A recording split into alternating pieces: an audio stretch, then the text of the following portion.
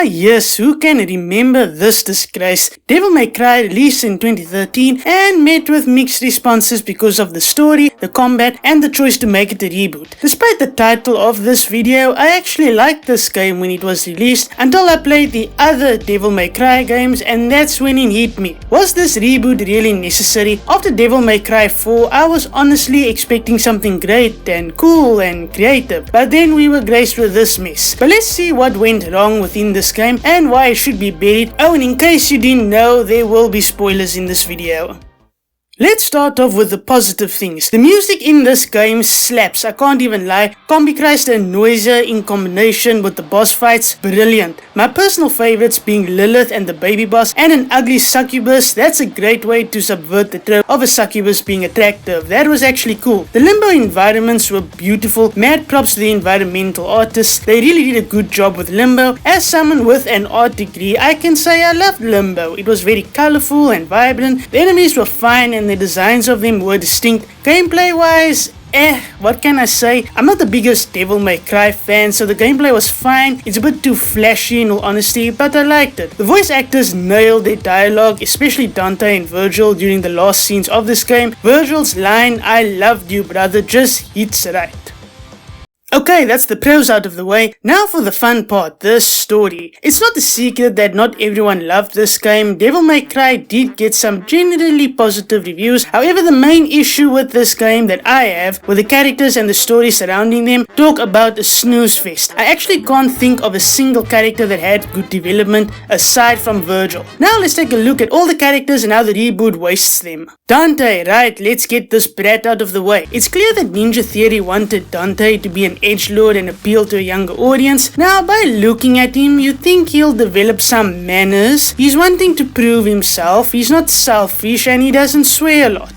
Yes, they messed him up. The game starts with him being a sexually charged alcoholic, throwing swear words at everything and everyone he interacts with, to someone wanting to protect humanity. Awesome, I love him. Before the first boss fight, he gains the white wig that the actually plausible and fun Dante has, though it's not actually a wig, it's his hair, and it's just a poke at the original, and then he says not in a million years, and at the end he gets the white hair. Fantastic. This Dante just doesn't work. Original Dante is more fun and nuanced and charismatic. Devil May Cry 3 showed his goofiness and arrogance well, but this Dante is just vulgar for no reason. Comparing weenie sizes in combination with him being moody and disrespectful was just not it. It just don't feel right. Also, his humor is just bland. It reminds me of Taika Waititi's humor in Marvel movies. For some reason, adding a bunch of swear words to a character that reeks of borderline arrogance and hates everything makes him funny. It's not. It's cringe at its best. The possibilities with this new Dante are endless with the changes they made, but they do nothing with him. I know by just playing this game, I actually couldn't get a read on the guy. I just saw him as an asshole, and that's what he is. The boring trope of an ass with a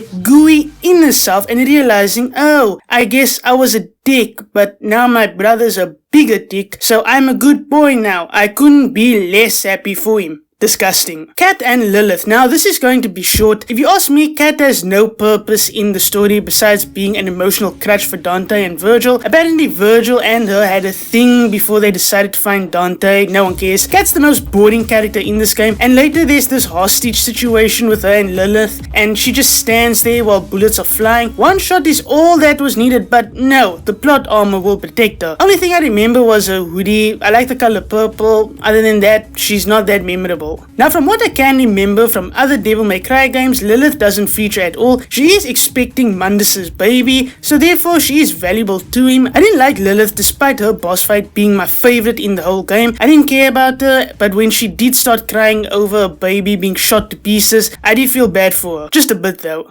Mundus, the big bad of the game. Or easy. I get what Mundus's goal was. It made sense throughout the entirety of the game. He merely wanted to control the humans in Limbo City and has demon agents managing operations of indoctrination for him. Okay, it's something I can get behind, I understand it. It makes sense for Mundus to be scared of Virgil and Dante since they are the only ones who can actually kill him. Other than that, Mundus is fine as a villain. I didn't find him that impactful, but he's there. He's fine. Virgil. Now, this one is personal. After playing the other Devil May Cry games, I prefer Virgil more than Dante. I don't know, I just always preferred a villain in a story. I only had one small problem with Virgil in the story. Not only is he the leader of some rebellious group against Mundus, I felt more could have been done with this Virgil, but don't get me wrong, I actually like this version of the character, even though his turn to the dark side was jarring to say the least. Original Virgil does a shit ton. He embraces his heritage and he's power hungry. It is a bit generic, but it works, and aesthetically, Virgil looks way better than Dante. From what I stand and based on my own experience with the games, Virgil was stoic. You never really knew what he was going to do, but when he did do something, it's always in style. This Virgil, he is almost on par with his original counterpart, but he didn't reach the bar. He's got the seeds of the original planted, but they don't really grow into fruition, and his motivation is only revealed at the end of the game after you beat Mundus. Sure, he does seem to be ill-tempered, but it doesn't work. If you showed Virgil being cruel and not agreeing with Dante on a lot of things, and I did not need a scene of Dante and Virgil saying who has the biggest dick, that was wholly unnecessary. Virgil's goal at the end of the game, however, is not bad at all. Fight for security to save humanity. I'm on board with this. It actually reminds me of Injustice Superman killing the Joker and rooting out all manner of criminal activity for the sake of saving countless lives. This Virgil is more cynical, but he was the more appealing character in the story, way more than his piss-fueled brother. His DLC campaign is definitely one to try out. His moveset is very different from Dante's, and in combination with his doppelganger, I love it.